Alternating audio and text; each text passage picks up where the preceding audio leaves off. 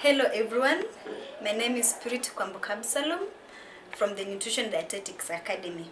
I am pursuing Nephrology in Nutrition, the class of 2019.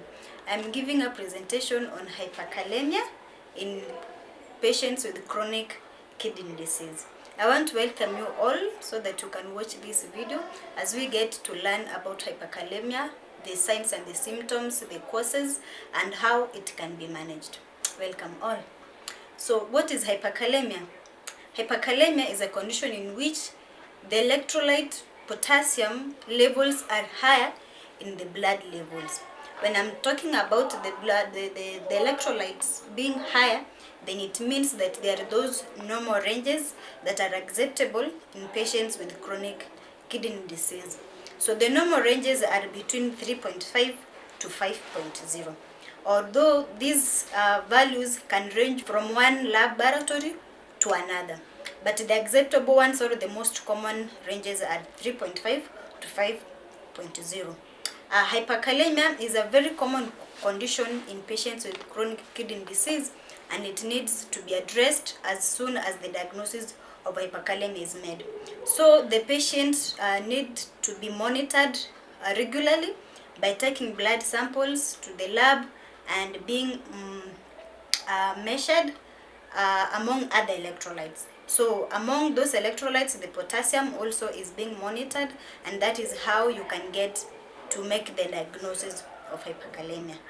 So the causes of hyperkalemia are severe bleeding, then controlled diabetes mellitus, infections, use of some medications such as aspirin can lead to hyperkalemia, and also chronic kidney disease itself as a condition can bring about hyperkalemia, and also the dehydration brings also hyperkalemia.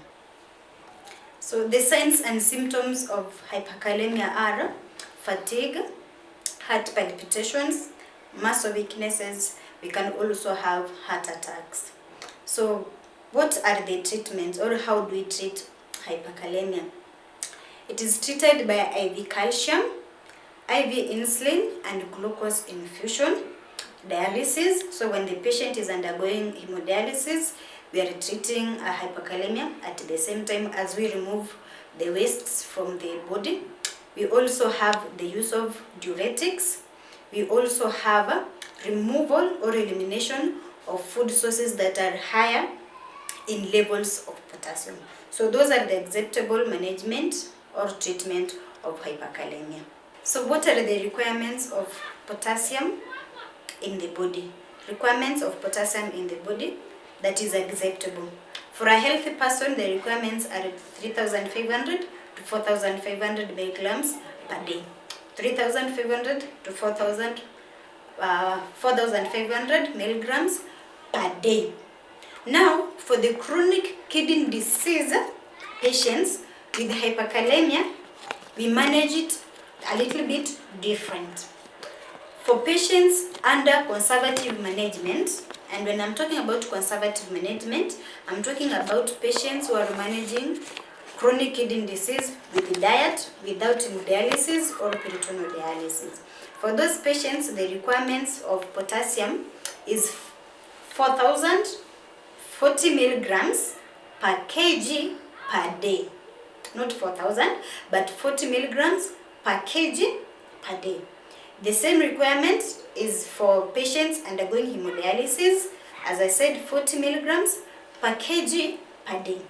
For patients undergoing peritoneal dialysis, the amount is a little bit higher, that is 2,000 to 4,000 milligrams per day. 2,000 to 4,000 milligrams per day for patients undergoing peritoneal dialysis. Okay, and now we talk about the guidelines that are going to help us restrict potassium levels.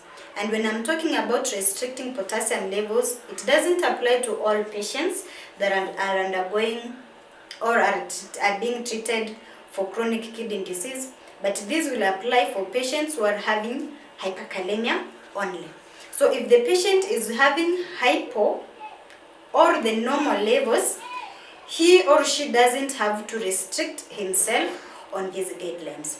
So the first guideline is to individualize. So make sure that you are treating a patient individually. Don't just generalize that all patients need to restrict themselves from taking foods that are higher in potassium or lower in potassium. So make sure that you are individualizing. The second guideline is we practice the leaching and boiling and chopping of vegetables. And when we're doing this, we are reducing the amount of potassium levels that is present in vegetables or the fruits. And how do we achieve the leaching? So when we're leaching vegetables, especially the dark green vegetables, we soak the vegetables in water, warm water that is, and the water should be higher, the level of water should be a little bit higher than the amount of vegetables. So you soak the vegetables for around 10 to 15 minutes, and then you discard out the water, and then we boil the vegetables for about 10 also minutes. You discard out the water again, and now you can fry your vegetables. And when you're frying, make sure that you also removing the peel of the tomato. So you peel off the skin of the tomato before using it when frying. When you're doing that, you will be achieving the reducing of the amount of potassium in the blood or in the vegetables. The third guideline is that you restrict your patient to 1 portion of milk per day. And when I'm talking about 1 portion of milk, it means just 1 glass. That is a 250 ml glass of milk per day. This is because milk has higher levels of potassium in it. So you have to restrict it to just 1 portion of milk for a day. And the last guideline that is going to help us is that you limit the intake of processed foods from the stores and takeaway foods.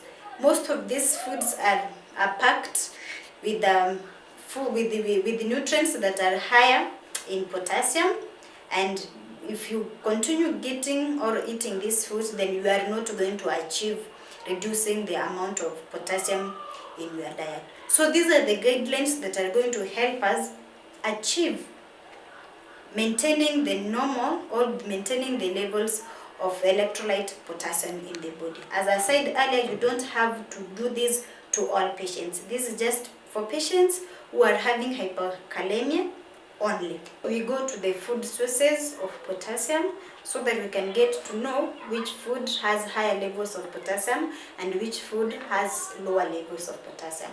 We are going to start with foods that have lower levels of potassium. Those are foods majorly for the management of hyperkalemia.